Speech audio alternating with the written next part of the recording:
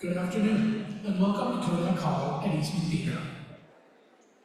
Before we begin, we ask that you take note of the fire exits located throughout the hall.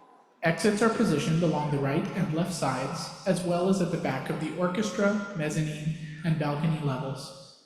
In the event of an emergency, you will be alerted by an automated fire system with instructions. If notified, please proceed calmly and orderly to the nearest exit.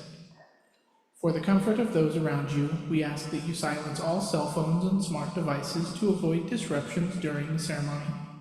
Thank you.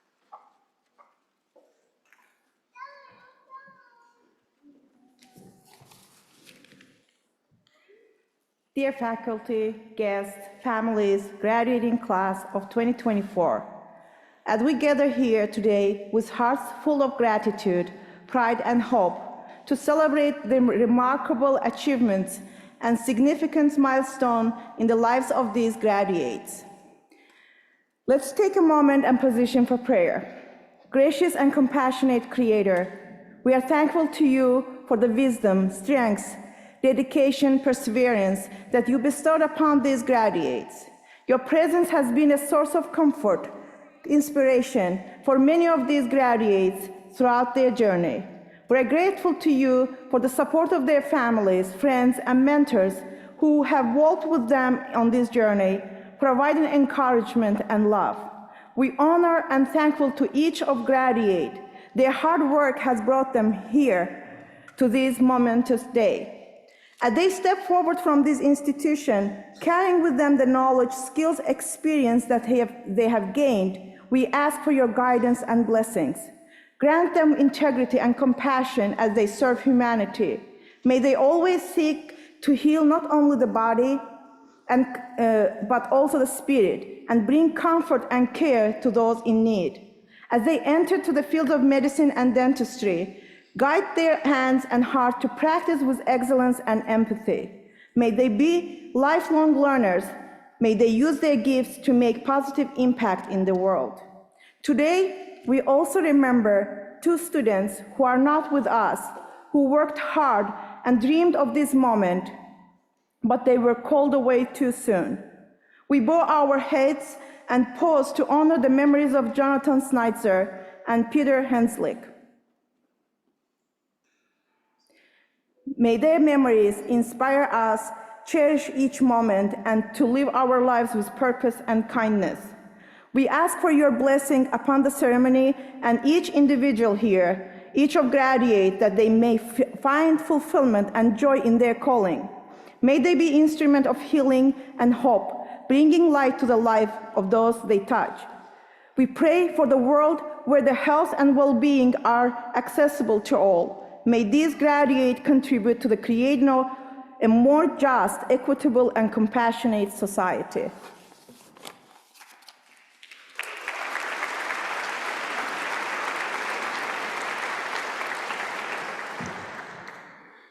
Now I welcome to the podium the President of the University of Rochester, Sarah Mengelsdorf. President Mengelsdorf. Thank you, Dr. Linehan, and thank you, members of the class of 2024, for giving me the time to say a few words. Oh yes, I'm always supposed to remember to tell the students to sit down, and I always forget. So that could have been a really long ceremony if you stood the whole time. So I know you and your family and friends are ready to keep this ceremony moving along, so I'll keep it short.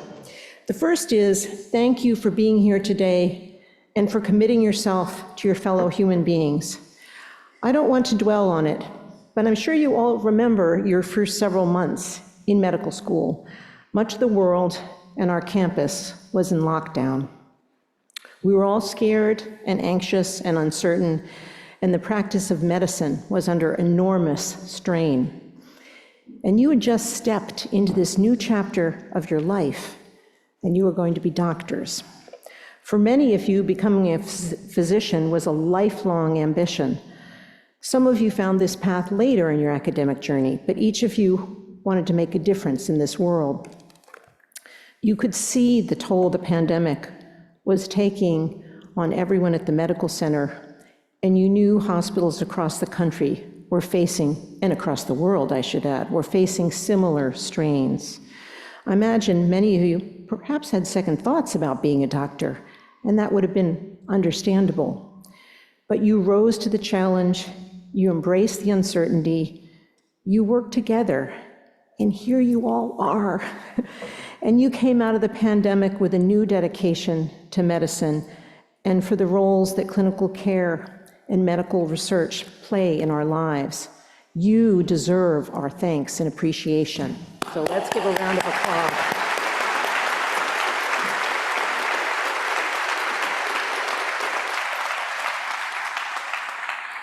The second point I want to make is that you are now in a position to build on your experiences as Rochester medical students. You studied with some of the smartest, most talented, and most engaged students in the United States. You worked side by side with some of the most experienced, dedicated, innovative, and caring clinical staff and faculty mentors. You've learned a lot about medicine, definitely, but I hope you've also learned the importance of friendship and community and working for the common good. But most of all, you've learned about yourselves and your abilities to accomplish your goals. You're going to be great physicians, and you have demonstrated that you will be kind, caring people and very engaged leaders, ready to really make a difference in the lives of your patients, their families and loved ones, and your communities. As you celebrate today, and as you prepare for your next chapter, I encourage you to take a few moments to thank all of those who helped you get to this milestone, your family members, your teachers, your mentors, maybe your own physicians or other practitioners. Let them know that they made a difference in your life and your journey. And remember to pay that support forward to the generations who will follow you. I'm looking forward to the stories that will add to University of Rochester's long legacy of alumni achievement. So please keep in touch and let us know how you're doing from time to time. I'm confident that you will have great things to report from your lives and from your careers. Congratulations, class of 2024. On behalf of the University of Rochester, I wish you the best.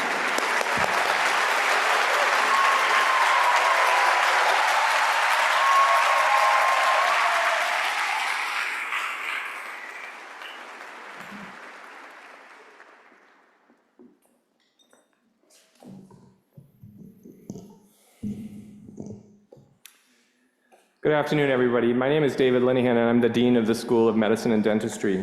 I want to welcome you all to here today and congratulate these graduates. As I reflect on my own medical school graduation 35 years ago, I know very well that we don't do this alone. So can I ask all the graduates to please stand up and to face backwards and to the sides and thank all the people that have helped you along this journey.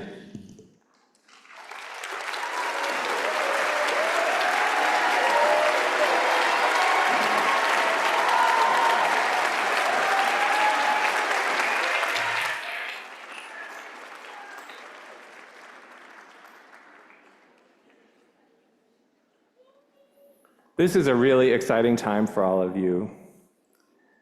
Medicine is not a job, it's a vocation, it's a calling. It's hard. It's one of the professions where society always demands perfection. And we all know perfection is an elusive and impossible goal that we'll never meet. As a physician, we go home and relax when the work is done, but the problem is that the work's never done. There's always one more lab you could check, or one more x-ray you could look at, or one more grant you could write, or one more manuscript you could complete, or one more patient that you could call. Finding work-life balance is hard. It's actually rarely balanced. It's just managed. You need to know what recharges your batteries. For me, it's relationships, physical activity, and getting out to experience the awesomeness of nature. A very important mentor to me once said, in life, it's pretty easy to know what makes you unhappy, but it's harder to know what makes you happy. So reflect on that and work hard to incorporate it into your life. The doctor-patient relationship is a sacrosanct societal bond, and never forget that.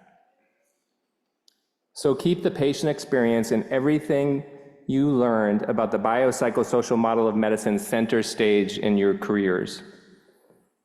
The data is clear. There are studies to prove this. Compassion and empathy not only reduces burnout, but it also improves patient outcomes. Medicine's a very demanding profession, but the rewards are amazing. One of the things that I learned from a mentor is every time I got a letter from a grateful patient, I saved it and I stuck it in a drawer. And I got a lot of letters like this. Thank you so much. I was able to be alive for my granddaughter's graduation from high school, or I got to go to my daughter's wedding, or I got to go on this trip that I dreamed of. And so I just stuck those in the drawers year after year. And when I had a bad day, or when I had a patient that wasn't doing well, or, God forbid, but all of us that do procedural things, we cause unintentional harm to patients, and patients can have bad outcomes, and you really take that personally. And every once in a while, I'd go to my office and I would open that drawer. And it's really interesting because I got one of those letters just 4 days ago. And it was from a patient that I operated on probably 16 or 17 years ago. And the letter came from his daughter, and it said, "Dr. Linehan, I'm sure you don't remember me." And the minute she said that and I looked at the name, I absolutely remembered her, because her father was 29 years old, was playing ice hockey, and he went down on the ice. And everyone thought he was having some kind of pulmonary embolus or cardiac event. And it turned out he actually had a massive tumor in his liver that had bled, and he was rushed to the hospital and required a very serious and risky emergency liver resection. And I remember when I would round on him in the hospital, this is obviously before the days of COVID, his 7-year-old daughter would be in the room when I made rounds. And he came back to the clinic for a follow-up visit probably a year later, and she came with him. And she said to me, "Dr. Linehan, thank you for saving my father's life. And I just wanted you to know, by visiting my father in the hospital, I decided that I want to become a nurse." And so 3 days ago, I got a card from her with a picture of her at her graduation from nursing school. So never underestimate the impact that you make. Here this was 17 years ago, this little girl on rounds. Never underestimate the impact that you make. Modern healthcare is highly collaborative. It's really a team sport, and I think you all know that from your training here. So value your colleagues and communicate effectively to provide the best possible care. American healthcare is not the rosy picture that we all want to believe. We have serious problems with obesity, the opioid epidemic, the cost of healthcare compared to other developed countries, lack of focus on health and disease prevention. We have serious racial disparities especially in maternal fetal health. We have unhealthy environments. We have access issues where patients don't have access to us. We have workforce shortages, and we have financial headwinds that threaten the academic mission. We cannot just rest on our laurels, because if we're being honest, we're not doing that great. But I am an optimist.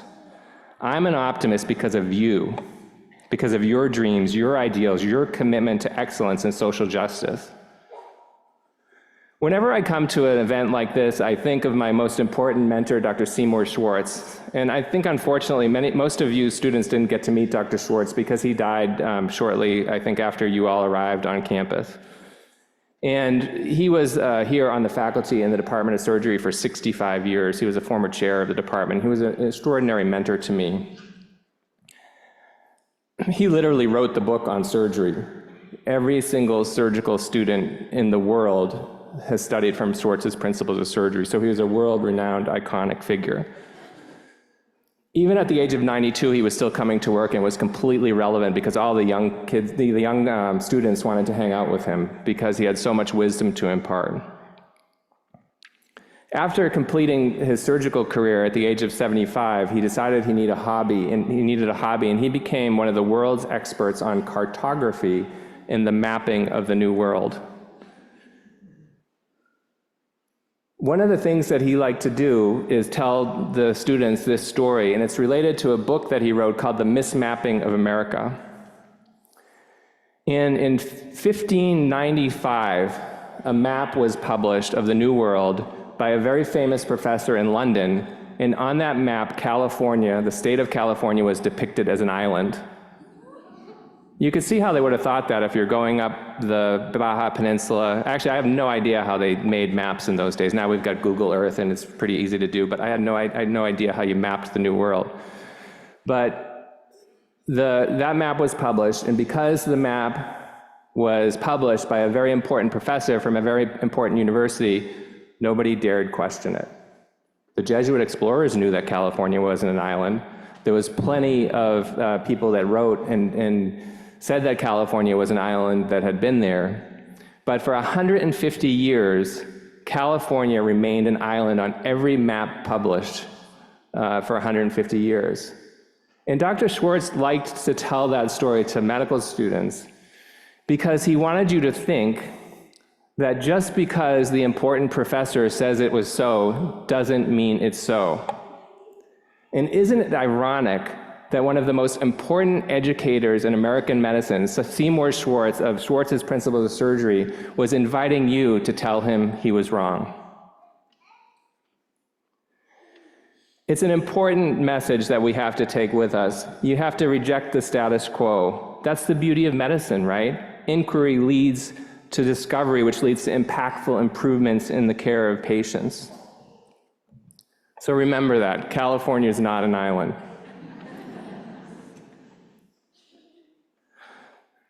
So in conclusion, I want to offer some advice to our graduates. First of all, look after yourselves. I'm not just talking about yoga and smoothies. Maintain and invest in old and new relationships. Seek community. All this is hard when you're a resident. Preferably seek community outside the hospital to give your life some balance. But take care of each other, stay in touch with each other, because only you know what you're going through. Cherish the young. I would not be here today if it wasn't for mentors that took me under their wings and pushed me to a higher standard of excellence. And as you progress, you're not the youngest anymore. So you want to look after your students when you're a resident, and when you're junior faculty, the residents, and cherish the young. That's the honored tradition of medical education. Find the unmet clinical need that ignites your passion. That's where research starts. That's where quality improvement starts. Look around you, see what doesn't make sense, what could be done better, and make that a lifelong quest of inquiry.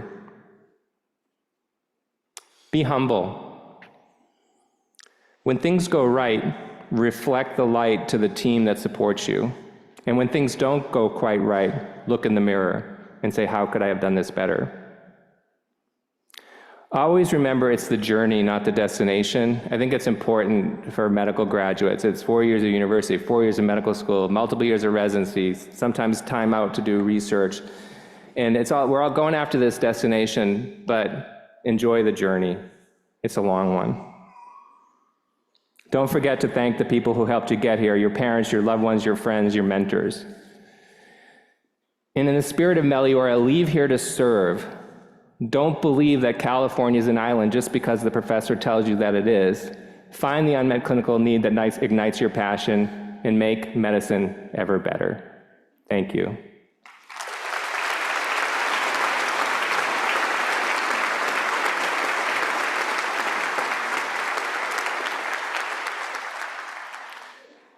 Now I have the pleasure of welcoming Paul Kim, the class of 2024 student speaker, to the podium. Paul?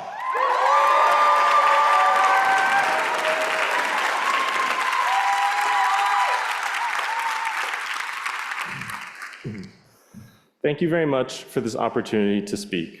Can we please give another round of applause for the class of 2024?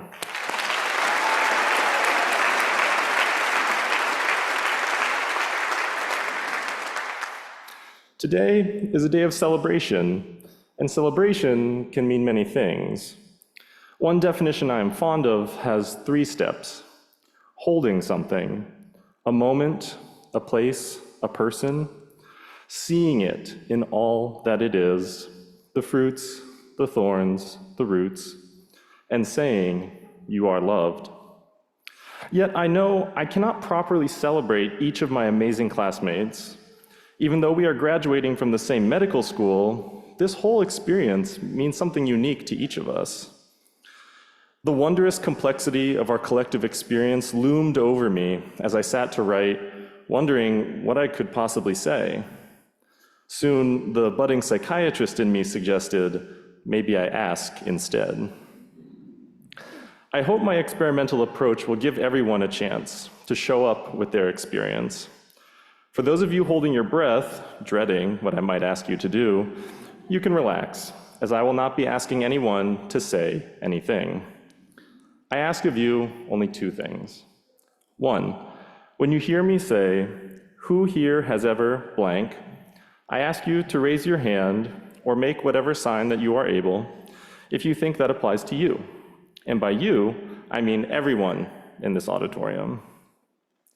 You can keep your hand down if your answer is no, or if you do not wish to share. And for those of you wondering, I only unintentionally ripped off the childhood game, Never Have I Ever. The second thing I ask of you is to think of an experience from your life. If you don't want to for any reason, you do not have to. And please feel free to think of any experience you find fitting. I will allow for some silence, and those thinking they didn't buy a ticket for this train conducted by a wild-eyed, wild-haired silence enjoyer, don't worry, I only have 8 minutes. The core question I have to offer you is, what does it mean to be a healer? So who here has ever offered someone else healing? Can you think of the moment that it happened? What was the person suffering from? And I don't mean what disease.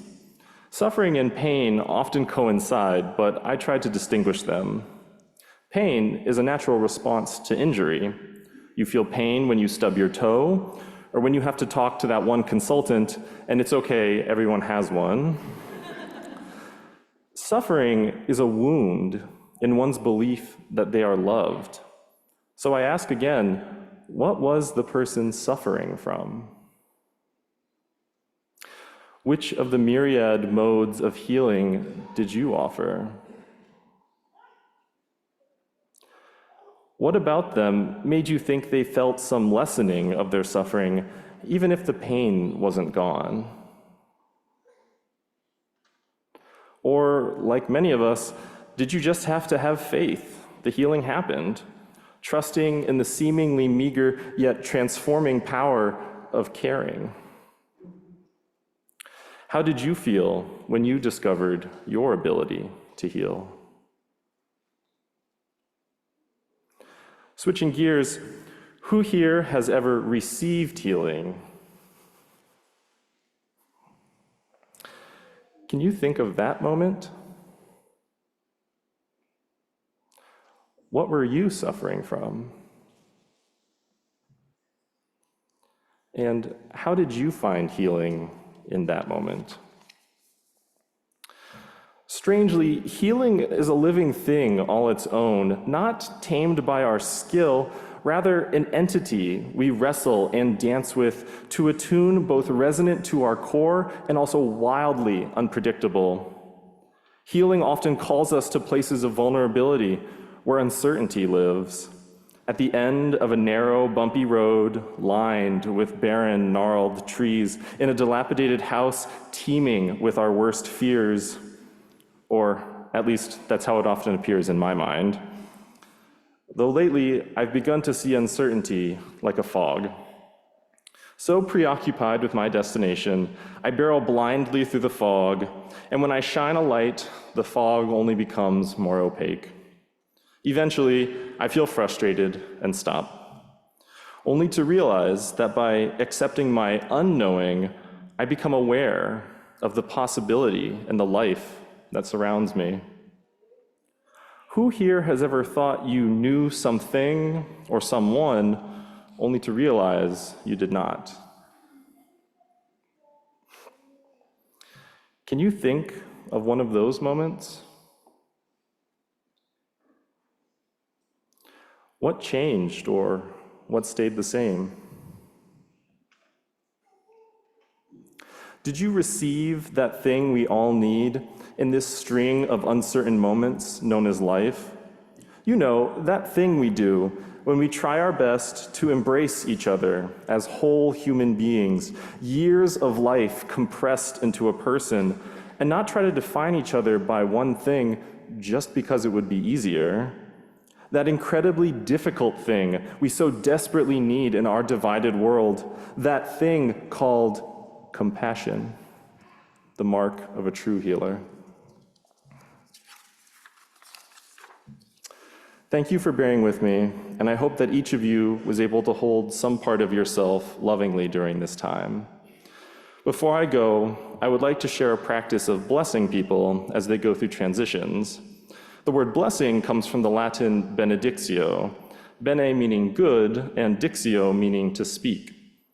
A blessing is more than a compliment, though. A true blessing speaks to the inherent goodness in someone, uplifts it, and lets it fly forward into the future.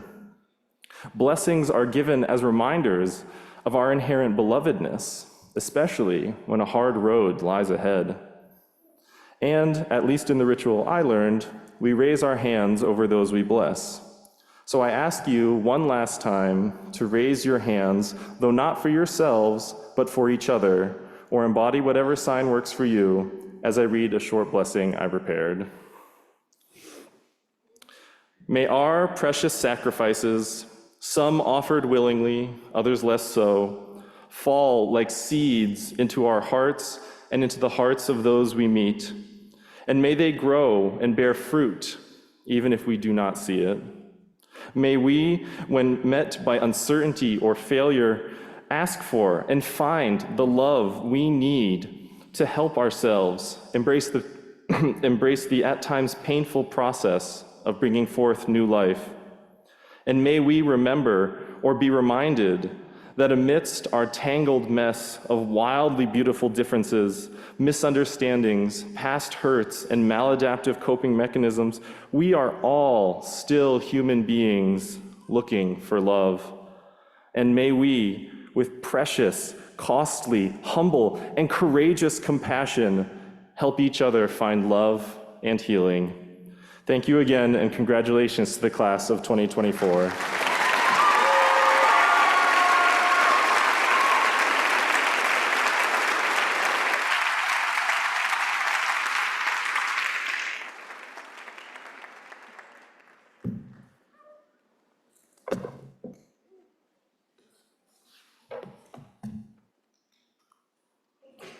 President Mangelsdorf, Dean Linehan, Dean Lambert, Dr. Montgomery, members of the Board of Trustees, honored guests, colleagues, and above all, class of 2024, family members and friends. I am humbled to be standing here on this very special day. While your invitation to me to be the faculty commencement speaker is one of the greatest honors of my life, I want to focus my remarks on what your invitation says about you. From a faculty that includes award-winning doctors and scientists, remarkable and inspiring educators and leaders, you chose a clinical ethicist to celebrate you.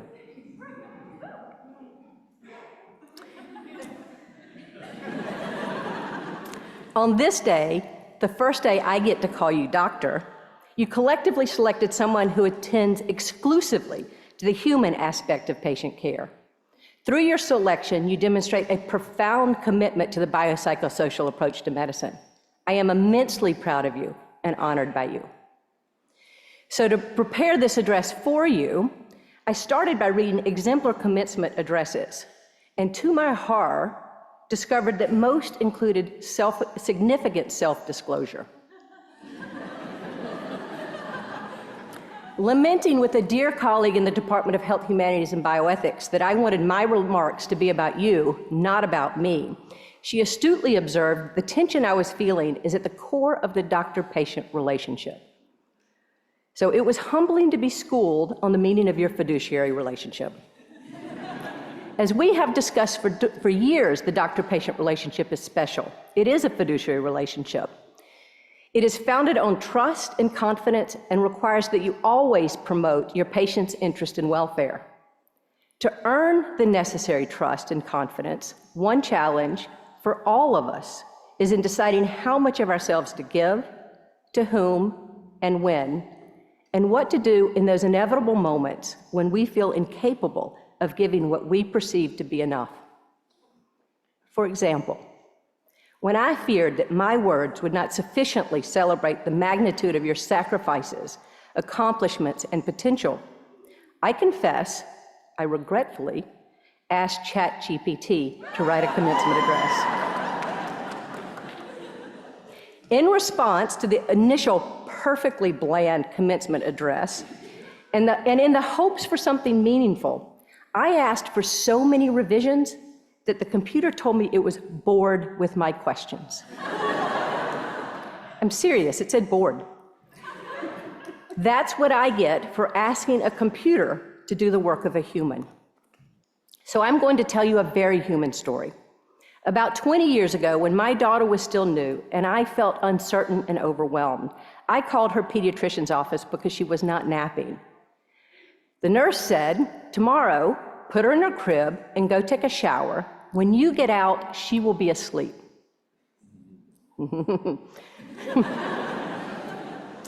The next day, I followed this expert advice with great relief. I still remember how much I enjoyed that long, glorious hot shower. Safe in my belief that I was doing what was right. Well, when I got out, my daughter was happily playing in her crib. So some of you might be thinking, well, that worked out. At the time, I would have said, you are so wrong. My response was to be more distraught than before. I immediately called her pediatrician's office back and recounted all of this, asking through tears how to get my daughter to nap. Sleep, after all, is critical for human development. A different nurse responded, I would never let a child that young cry themselves to sleep. I was dumbfounded. This was a moment when I realized I needed to rely on myself. Two pediatric nurses, experts, gave me diametrically opposed advice. There was no right answer. There was only the answer that I could live with. I had to decide for myself what kind of mother I was going to be. So we all have stories about developing self-reliance and implementing self-determination, but I expect you get the irony of this one. I learned this lesson 20 years ago, and yet my response to your invitation was to consult others, to instinctively not trust myself with something so important. I also expect you to understand the reason I selected this story. Each of us gets to decide who we are going to be in every role and at every moment. Our choices add up to who we are. If you make a single choice that you don't like, you can correct it. If 20 years later, you make a similar choice that you don't like, you can correct it again. You can do this over and over and over again, as long as you need, like I do. You continuously get to decide what kind of doctor you will be, what kind of partner, friend, parent, adult, what kind of human. But you remarkable individuals in the class of 2024, you know this. You are why I have hope for the future. I'm going to remind you why you give me hope. First, I met some of you before you matriculated into our medical school. For example, there's the biology major, daughter of a first responder, who dedicated time to study illness as it is informed by unique values, beliefs, and feelings. The professional musician and teacher who changed direction to study medicine, drawn to the human connection in healing. The daughter of doctors, obsessed with literature, who found her way to medicine through poetry. And the University of Rochester undergraduate who took the time to deeply study the relationship between observation and knowledge. If I did not meet you before matriculation, I met you in an anatomy lab, which feels like a lifetime ago. Your class began medical school as the COVID-19 pandemic became the third leading cause of death in the United States, and shortly before global deaths reached 1 million people. I am fond of telling applicants to medical school that you cannot become a doctor in isolation. But there we all were, so often isolated in our Zoom boxes. And yet, you and your classmates forged intimate human connections despite previously unimagined barriers. You were gracious as your faculty learned and relearned to use the unmute button. As you explored variations in human structures, making sense out of the messiness of biology, you also considered the messiness of the psychological and social world, wondering about the lived experiences of your donors and each other. You stayed connected to the human aspect of medical care. As you studied science and the clinical application of scientific knowledge, you wrote stories, made music, and created art to process your medical education and experiences of hardship. When at the end of your first course, we asked you to reflect upon what you learned about yourself and your future, your wisdom humbled me. One of you observed, for the easy and the hard, the joyful and the sorrowful are linked inextricably and can only serve the purpose of good when they travel together. Apart, they spread division. This is your wisdom. You cannot judge the whole of something, even an experience, much less a person or an institution, without examining all of the parts in context, in relationship. Relationships, whether personal, professional, or even institutional, relationships with this level of intimacy require earned trust. Trust that the scrutiny is done with care and love, with the other's best interest and welfare as the focus. Not only did you unflinchingly gaze inward, you gazed outward as well, asking your classmates, faculty, and your institution to continue to grow with you. You engaged us. With our best interest at heart, you imagined what we can collectively accomplish when we acknowledge, even accept, our flawed institutional history as we simultaneously demonstrate our commitment to the work necessary to become better. This is why I'm hopeful, confident even, that you will flourish and you will continue to make the world a better place, helping the rest of us flourish with you. This is your wisdom. You already know that the work of humans requires love, human connection in relationship. I'm not talking about enchanted love. I'm talking about honesty and acceptance. James Baldwin wrote in The Fire Next Time, love takes off the masks that we fear we cannot live without and know that we cannot live within. Baldwin goes on to say that this life of love is a daring quest that requires bravery and growth. Sounds wonderful, doesn't it? It merely requires the acceptance of our imperfections, our humanness, the whole of us. It requires us to be honest with ourselves and with each other. Honesty earns trust and begets more honesty. A wise elf once said, "Advice is a dangerous gift." I have no advice for you today. Only appreciation for what you already know, admiration for who you already are, and encouragement to continue developing into the person and physician you aspire to be. You have shown that you care enough about yourselves, each other, your faculty, and your institutions to take off your masks and to lovingly ask us to do so too. As healthcare and the world continue to change, you will not be able to rely on artificial intelligence to answer human questions. Trust me, I tried.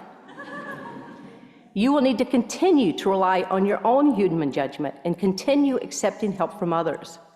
When life is hard and you feel incapable or not enough, remember that you are not alone. On this very last day, we are all together. My hope is the same as it was on our first day together and every day.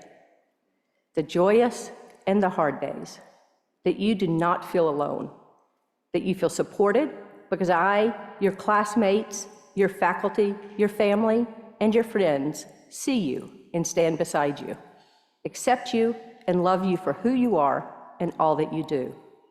This is a joyous moment. Congratulations, class of 2024.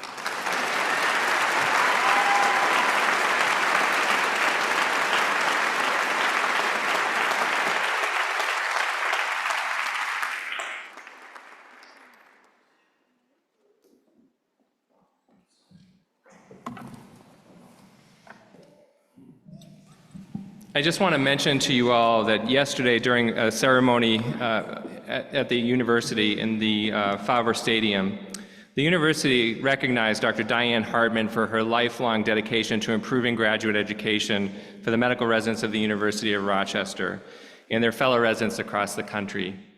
Diane's commitment to education of residents is noteworthy, and the impact across the country and the world is known.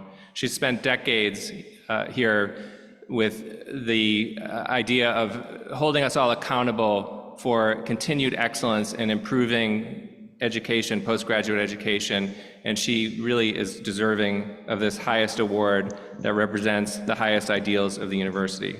So we share our admiration for Dr. Hartman, and I'd like for her to stand and be recognized here again today.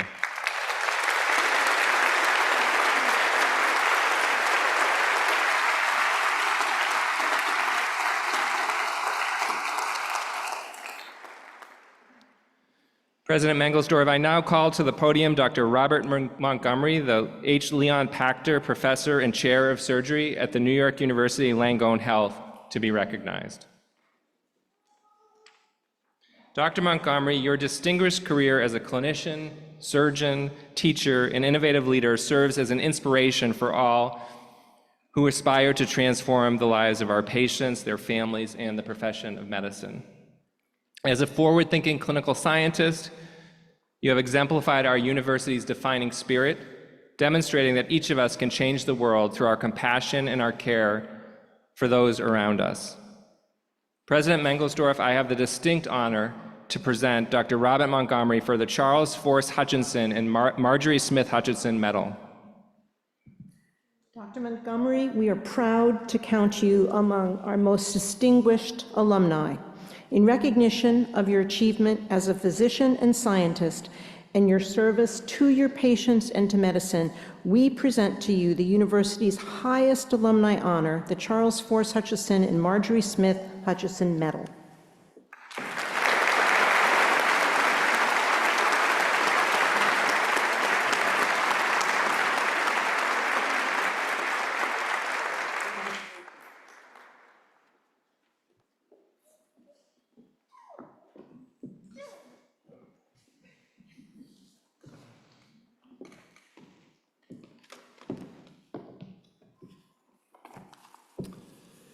Well, thank you so much for this honor. It's very humbling and very wonderful at the same time. President Mangelsdorf, Dean Linehan, Dr. Lambert, parents, families, class of 2024. It's a great honor for me to be here today. This is such an important event. I want to recognize the former dean, Mark Taubman, and his wife, Lois. Not sure where they are, but Mark, if you could put your hand up.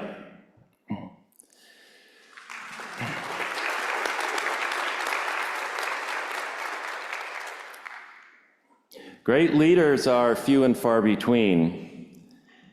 Mark, I just want to thank you for being such an incredible leader.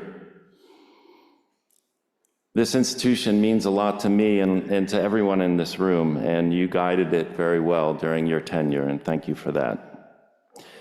When I asked Mark if there was something that he wanted me to speak about, he simply said, "Just tell your story."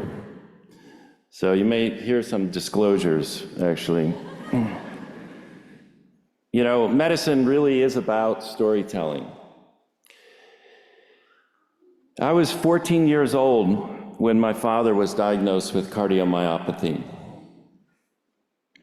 We were told a virus had attacked and destroyed his heart muscle. He developed congestive heart failure and had multiple cardiac arrests, spending much of the last 2 years of his life in the hospital. I was the youngest of 4 boys, and I was the only one who was still at home. I remember my mother very distinctly pleading with the cardiologist, "You must have something else up your sleeve. You can't tell me that there's no hope." His response, "Well, there's a heart transplant, but your husband is too old." He was 52. "And they don't really work anyway." That was 1976. 11 years later, I was a surgical intern when I received a call that no one should ever get. It was from my sister-in-law, and she told me that my brother Richard had just dropped dead. He was 35 years old while water skiing on a family vacation. I had his heart sent to the cardiac pathologist, and he confirmed cardiomyopathy. Another brother was found to have it too, and at age 39, he had a heart transplant. I had the opportunity to hold both of my brother's diseased hearts in my hands in the pathology lab. I know that sounds kind of gruesome, but for me, it was a very important part of coming to terms with the unimaginable tragedy that had befallen my family.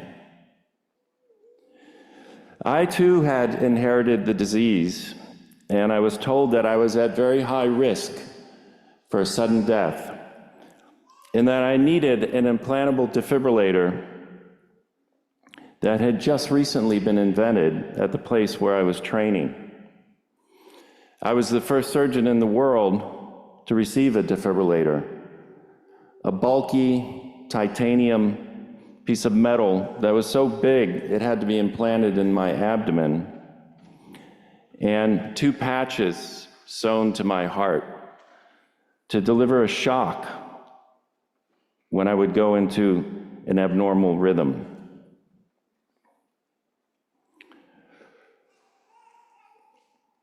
I was told that this device and my condition was not compatible with being a surgeon, and that I should look for another profession outside of medicine.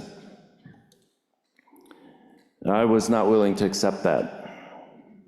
And through the kindness of a mentor who allowed me to keep my spot in the residency, while I took several years off of clinical surgery, I was able to continue. I went to Oxford and got a PhD in transplant immunology. A few weeks after arriving in England, there was a terrible crash outside my townhouse door. I ran out into the street to find a woman with a dreadful look on her face, and a car overturned. And she was screaming and crying about her baby, who was unconscious, hanging upside down in a car seat. I climbed through the broken window, adrenaline pumping through my body. And as I was trying to extricate that baby from the car seat, my defibrillator went off 3 times. It was like being hit in the chest with a sledgehammer. The hope that I had dared to embrace of ever returning to surgery seemed shattered in those few minutes. How could I ever be an effective surgeon with such a disabling problem? The answer was this could never happen again. So over the next few years, I retrained my brain and my body to extinguish the fight or flight reflex. I had to change the way I thought about everything. Stressful events, the approval of others, my own mortality. I had to eliminate that voice in my head that told me that I was going to fail or that I wasn't enough. As I slowly let go of fear and self-doubt, I became better at the things that I was doing. It's really pretty amazing how much we self-sabotage. As my career as a transplant surgeon unfolded, I watched my field advance from what once was like Frankenstein science fiction to something that was almost routine. The drugs and the procedures got better. I performed several thousand transplants in my career. Lives were transformed. My patients went back to near normal lives. I also became part of the important process of creating hope for my family through an example. By now, I knew that my 3 biologic children had also inherited the disease, and this nightmare now spanned 4 generations. After my diagnosis, I'd say that the next 30 years I would describe as periods of relative stability punctuated by near-death experiences. At age 50, I had the first of 7 cardiac arrests. All could have been fatal. Some were reversed by the defibrillator, some were not. Those that were not involved prolonged episodes of CPR by my family members or bystanders. I spent a month in a coma in a small hospital in Patagonia after one of these events. When I was airlifted out, I emerged unable to walk or talk or eat or drink. Another occurred in an equally remote town in Italy, where I was attending a medical conference, and I had one cardiac arrest after another. And as I rolled into the emergency room, I was first met by a priest who gave me the last rites, which I thought was overly pessimistic at the time. Despite all these close calls, I wasn't considered sick enough to be prioritized for a new heart. Organs are allocated to the sickest patients, and there aren't enough of them. Far less than 1% of the people who die every year die in a way where they could donate organs. Only 4% of the total number of people who have organ failure actually receive a transplant each year. Most die or get too sick to benefit from transplantation. My chances of surviving long enough to receive a new heart seem slim at best. With all the great advances in transplantation, some of which I had been a part of, I found myself in the same predicament as my father 42 years ago. Yes, now transplants worked, but only for those who were lucky enough to get one. My team had started a protocol to make use of more organs that were becoming available due to the drug overdose epidemic. More Americans have died of drug overdoses since the year 2000 than soldiers in all the wars combined since the American Revolution. It's a staggering thought. A large percentage of these perfectly good organs were being discarded because they were infected with hepatitis C from needle sharing. There were new drugs that were effective in eliminating the virus, but they had never been tried in patients who were undergoing a transplant who needed heavy immunosuppression. I became the subject in our study and purposely infected myself by accepting a heart from a heroin overdose victim with hepatitis C. I took the new antiviral medications and was cured. I did this because I believed in it. I was asking my patients to consider doing this, so why not me? Leaders lead.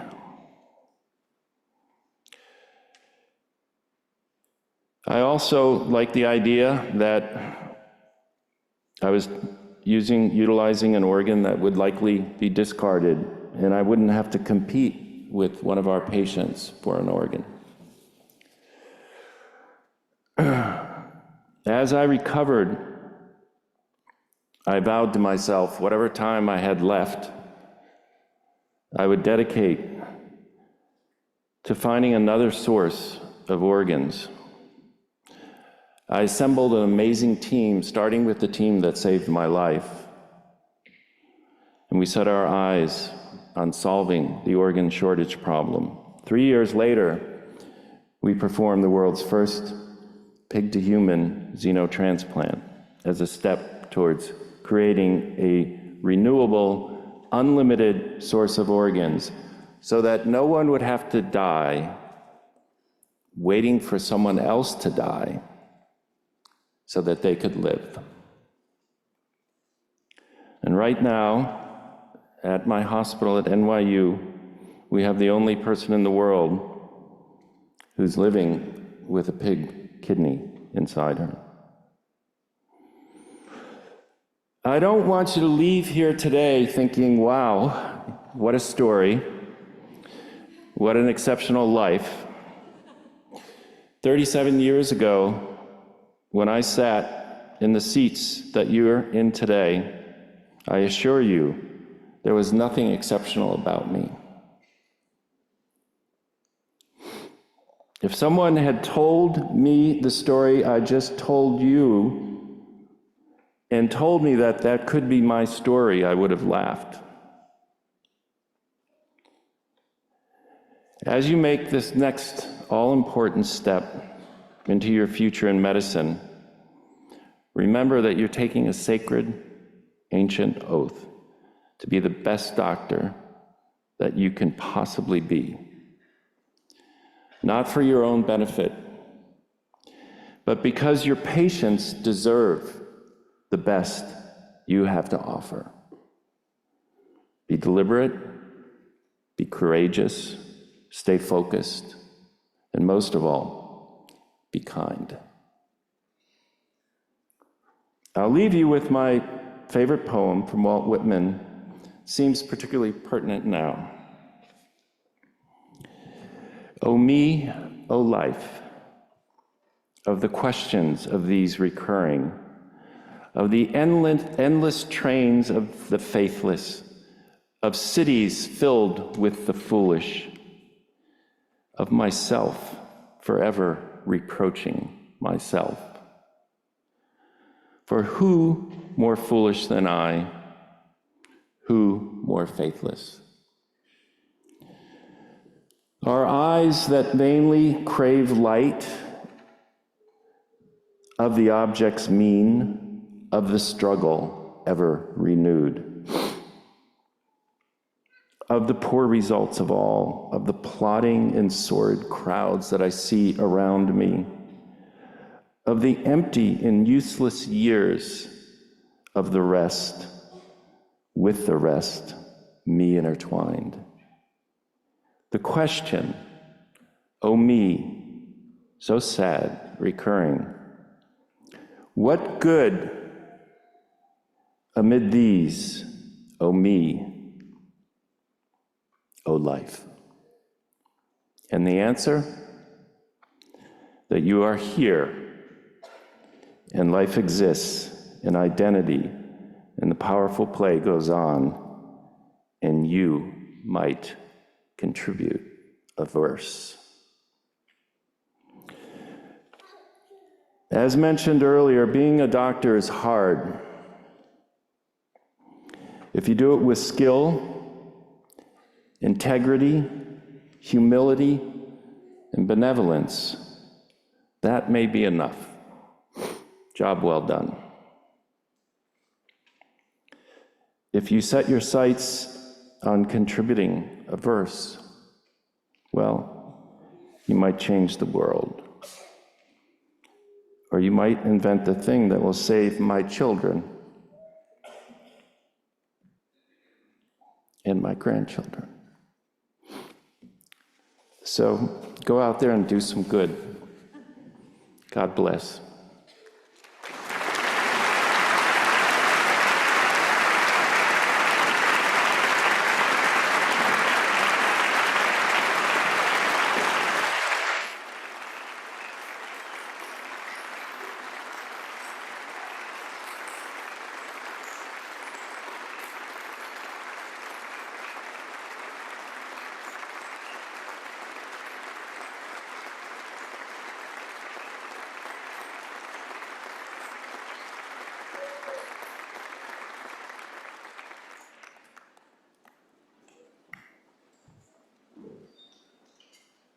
The class of 2024 Doctors of Medicine, please rise.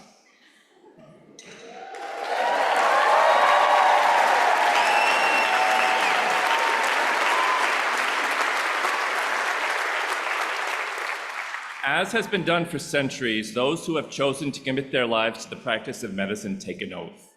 I now ask that the Doctors of Medicine of the class of 2024 take that oath.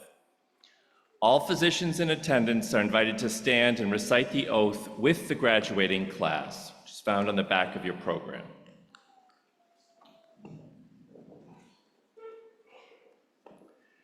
Please recite with me. I solemnly pledge myself to consecrate my life to the service of humanity. I will lead my life and practice my profession with conscience and dignity, in uprightness and honor. I will devote myself to the care and benefit of the sick and will abstain from all voluntary acts of mischief and corruption. I will maintain the health and well-being of my patients as my first consideration. I will use all my ability and best judgment on their behalf. Whatever I see or hear which ought not to be spoken of, I will not divulge. I will not permit considerations of religion, nationality, race, politics, or social standing to affect my duty to my patients. To my colleagues in the profession, I will be just and generous. I will maintain human life and dignity and will use my medical knowledge only for the benefit of humanity. I make these promises solemnly, freely, and upon my honor. Please be seated.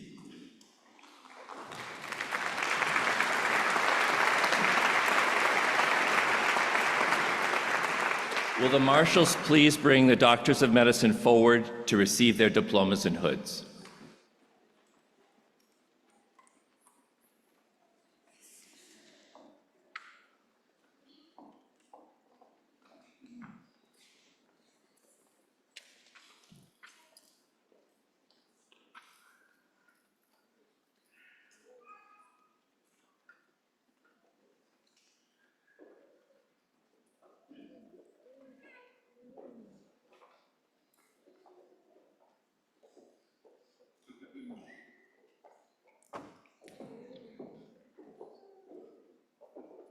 University of Rochester School of Medicine and Dentistry, class of 2024 Doctors of Medicine. Edgar Alanis Cantu.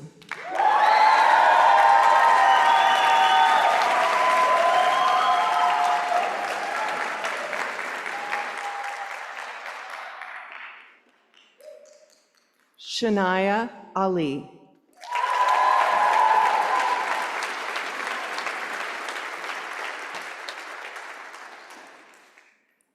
Joshua Darrell Arguello.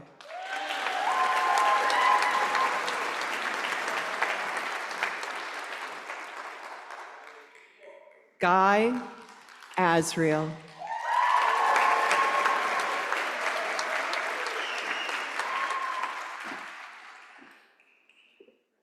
Hannah Caitlin Bell.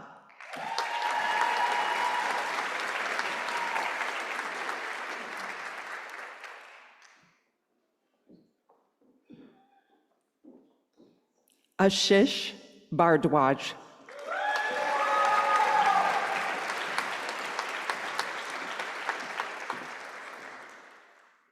Shreya Basin.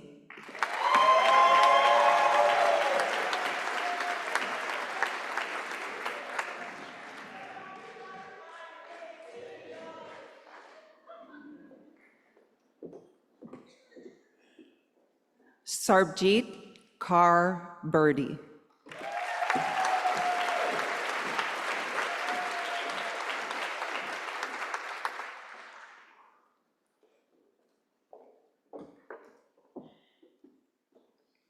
Acacia Bowden.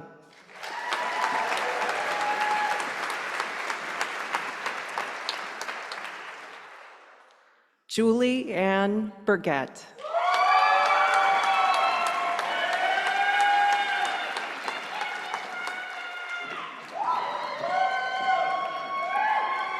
Kathleen Carino.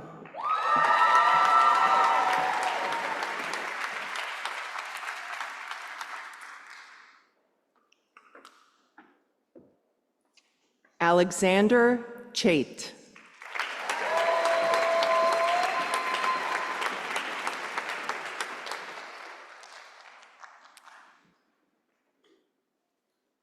Shi Richard Chen.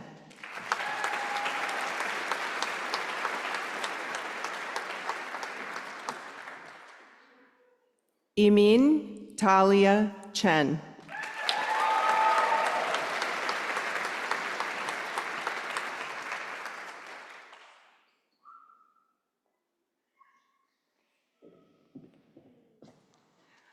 Chavi Chang.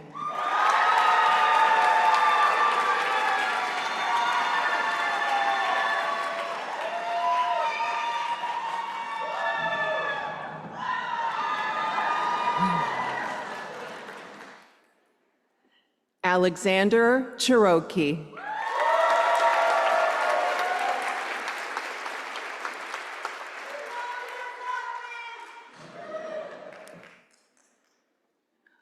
Udasankar Chakanathan.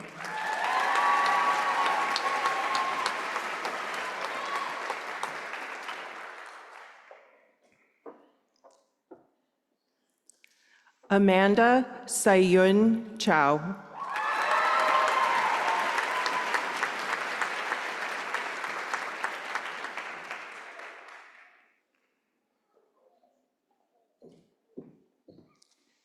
Tara Chichich.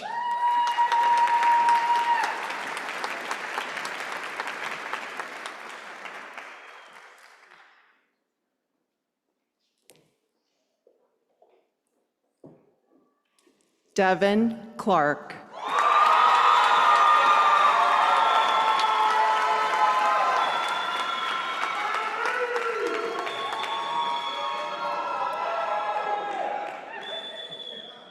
John Andrew Clyburn.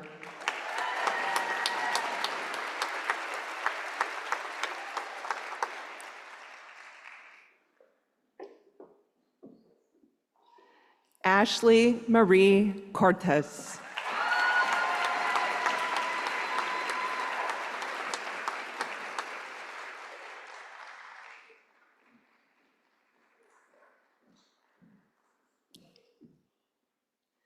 Sarah O'Day Crow.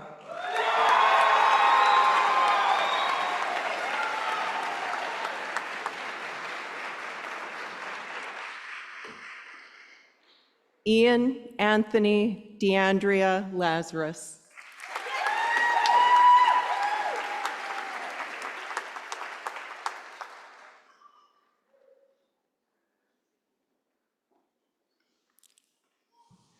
Kevin Dillon.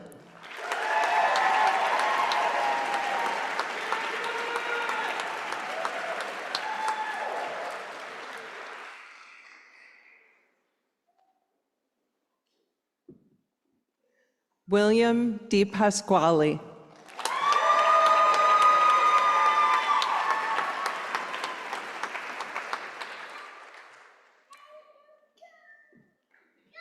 Carly Megan Idison.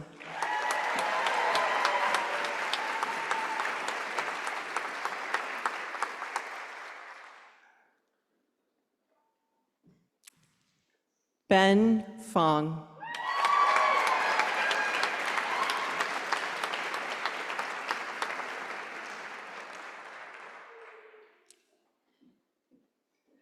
Caroline Farmer.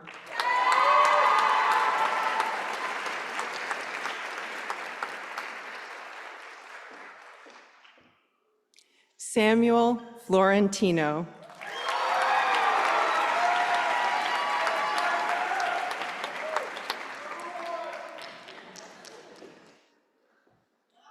Carl F.W. Foley.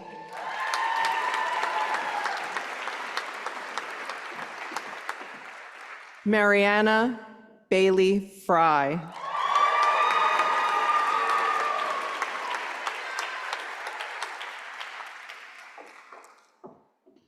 Harshita Gaba.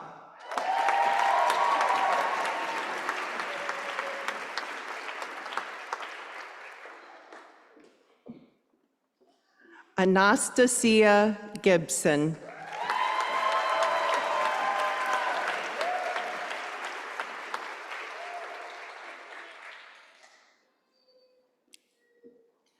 Macy Merrick Goldbaugh.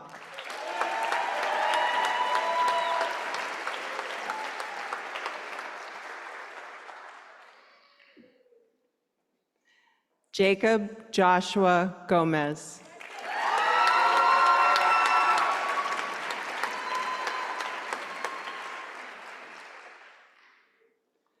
Dakota William Gonring.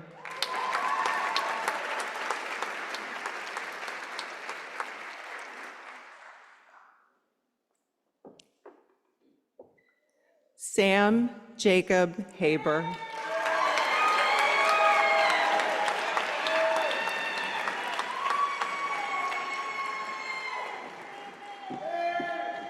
Carly Haft.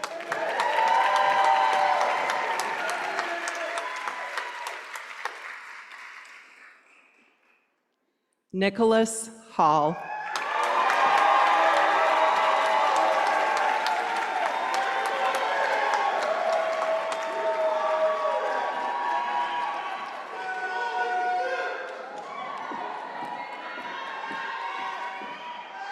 Kate Brianna Hildahl.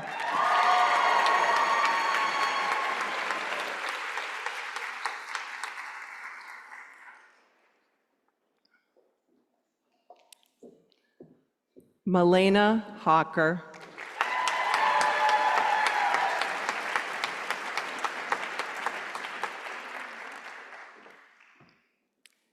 Andrew Hoffman.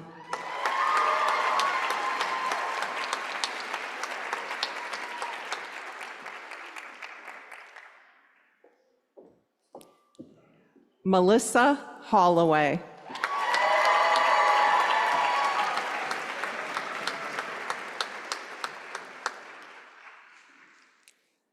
Jessica Hubert.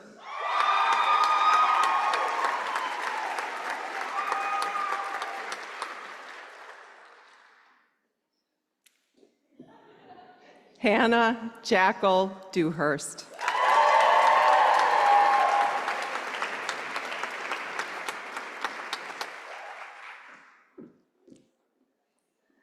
Patricia Tian Lee Jacobson.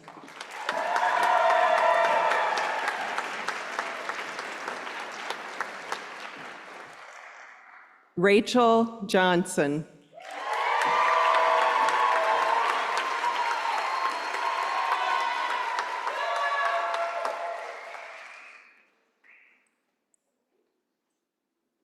Tyler Johnston.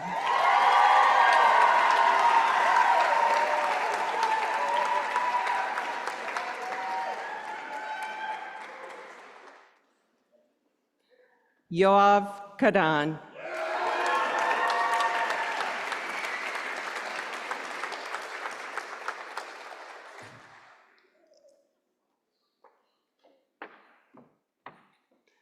Japsimran Kaur.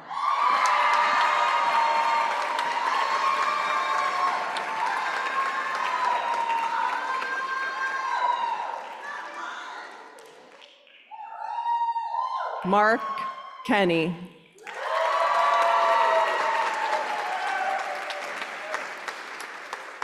Paul Jakey Kim.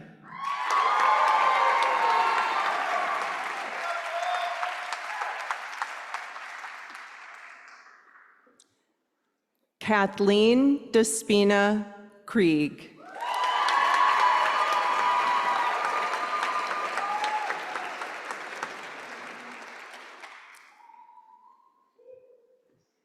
Daniel Dong Yong Lee.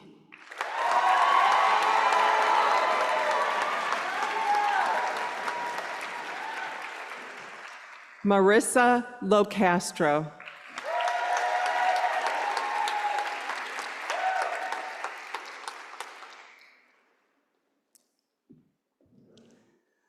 Anirudh Mandalapu.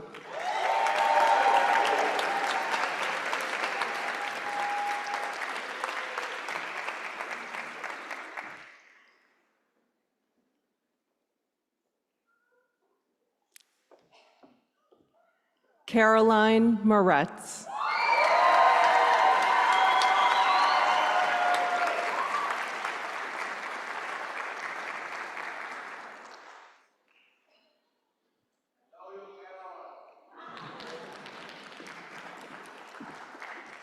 Grace Marshall.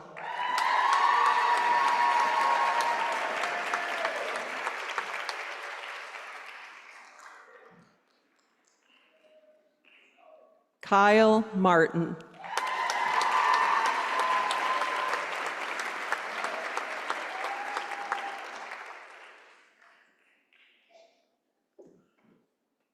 Julia Moe.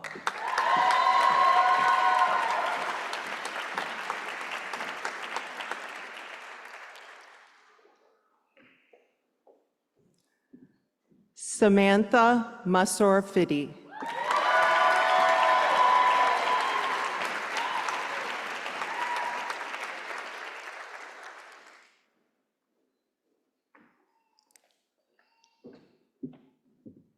Samantha Paige Myers.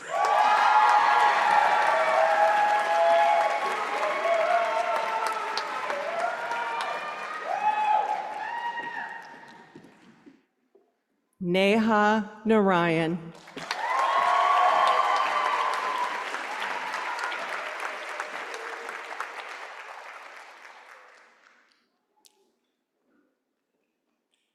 Tessa Juliet Oliver.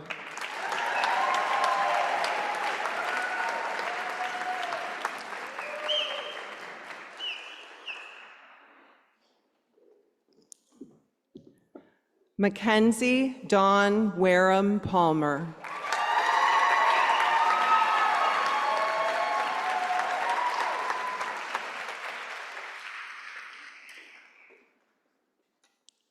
Chingwei Pan.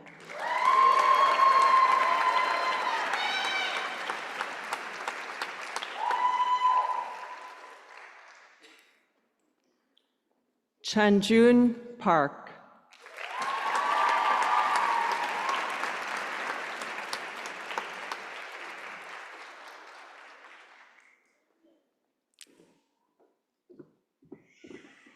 Casey Patton.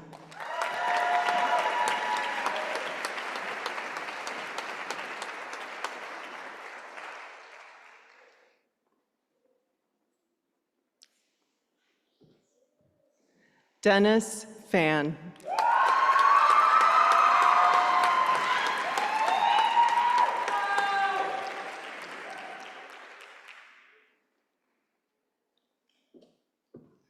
William Everett Pearson.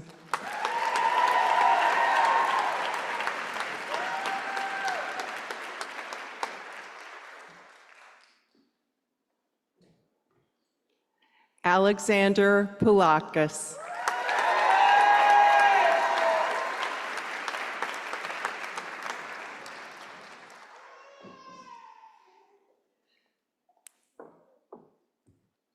Su Shuyan Chin.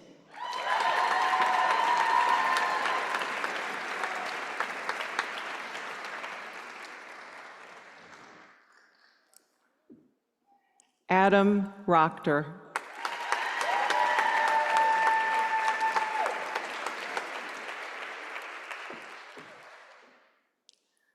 Elizabeth Maria Osorio Pina Rodriguez.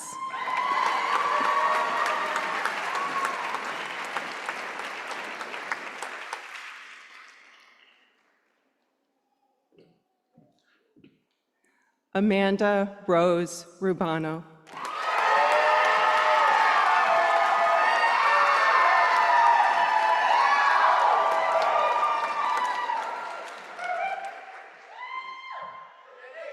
Ernesto Sabagal.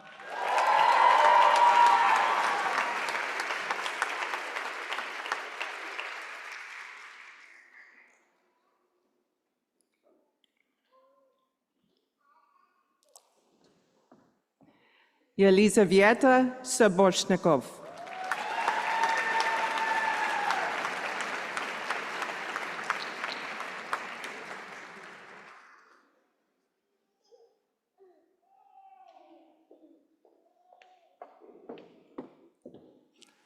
Malavika Satish.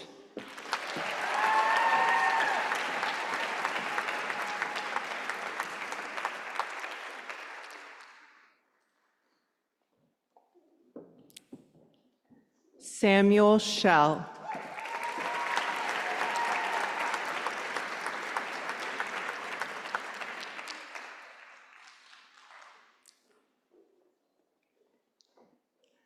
William Saratelli.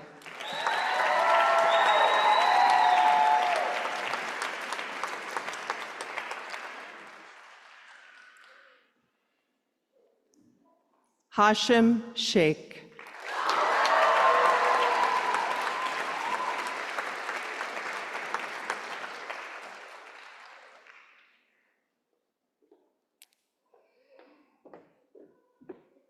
Hannah Smith.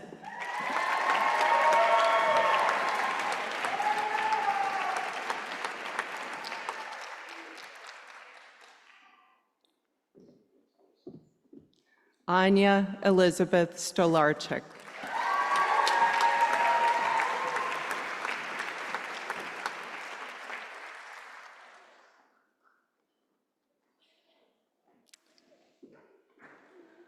Zhongbo Xun.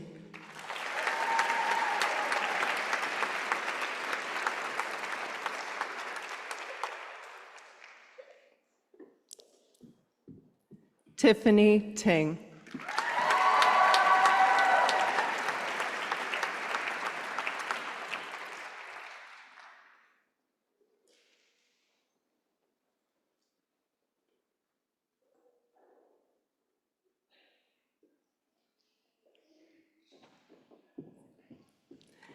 Emmeline Flatley Wheaton.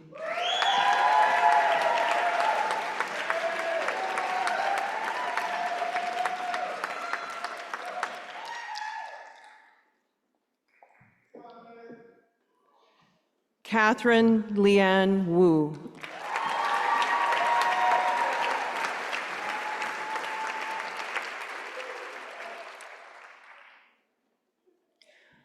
Logan Worley.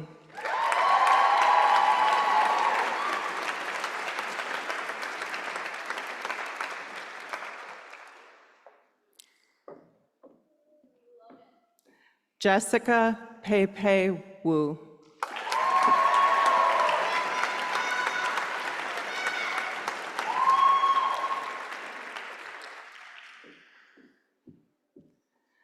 Francis Tolabzoda Zakaluso.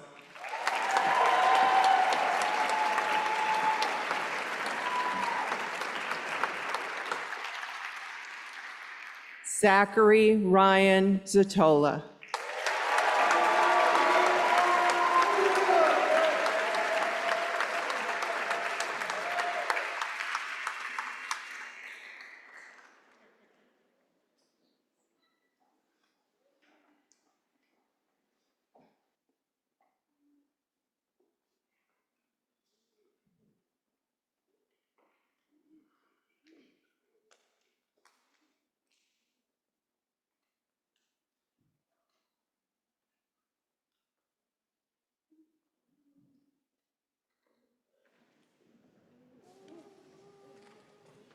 Will the doctors of medicine please rise to be recognized by the audience?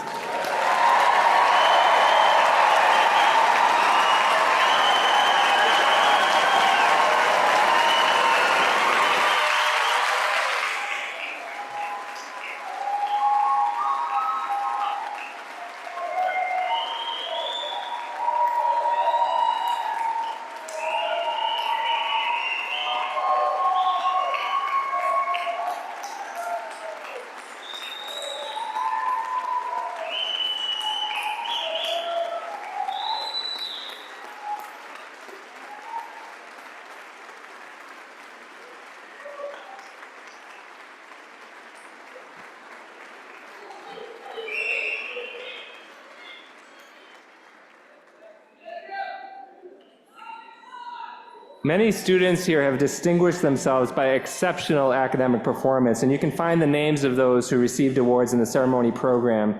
And we'd like to now acknowledge the hard work of these award winners.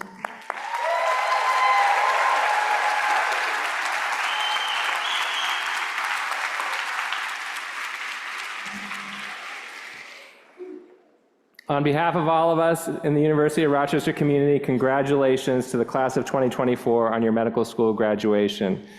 Ladies and gentlemen, please rise for the benediction. I ask that you please rise and remain in your places until the academic procession has left the theater. Thank you all.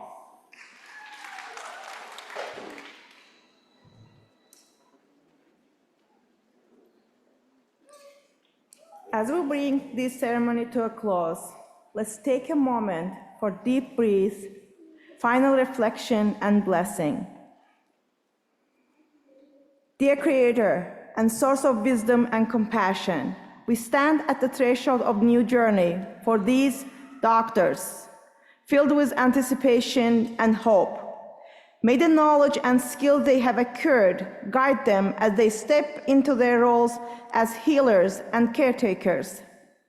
Bless their path with clarity and purpose. May they be tools for hope, bringing comfort and healing to those in need. Let their hands bring relief, their minds discover new frontiers of medical and dental science, and their hearts remain ever compassionate and understanding. Bless their families and friends who have been their pillars of support. May their joy in this moment be a source of strength and pride, and may they continue to provide unwavering encouragement in the years to come. As they move forward, may these graduating doctors carry with them a deep sense of purpose and commitment to the well-being of all they serve. May their journey be filled with success, fulfillment, and the joy of making a difference in the world.